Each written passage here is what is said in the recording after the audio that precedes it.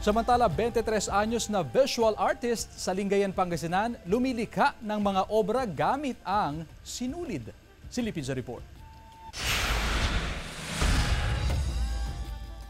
Sa unang tingin, aakalaing black and white portrait painting ang mga obrang ito. Ngunit kung mamasdang mabuti, ito pala ay yari sa sinulid. Ito ang string art na passion ng 23 anyos na binatang tubong Lingayen, Pangasinan. Nagsimula bilang isang hobby, ngunit ngayon, kumikita na itong libangan ni Sam Magsanok. Sa arts kasi, kapag yung curiosity mo, without action is imagination lang po.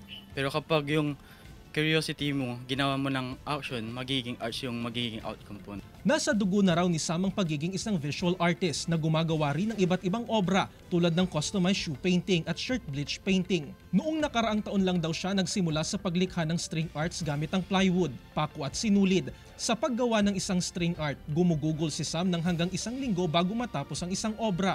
Ilan sa kanyang mga nagawa ng obra ang basketball legend na si Michael Jordan at si Olympic 2-time gold medalist Carlos Yulo.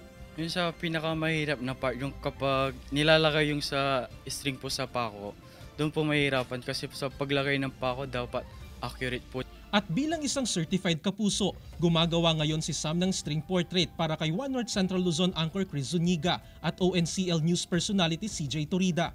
Ang mga commission string art ni Sam ay naglalaro mula 3,000 hanggang 5,000 pesos depende sa laki. Sa bawat hibla ng sinulid na gamit ni Sam, nagbibigay ito ng emosyon na bumubuhay sa kwento ng mga taong tampok sa kanyang mga obra. Kasama si Ron Alister Taniedo, Jarek Pasilyao, One North Central Luzon.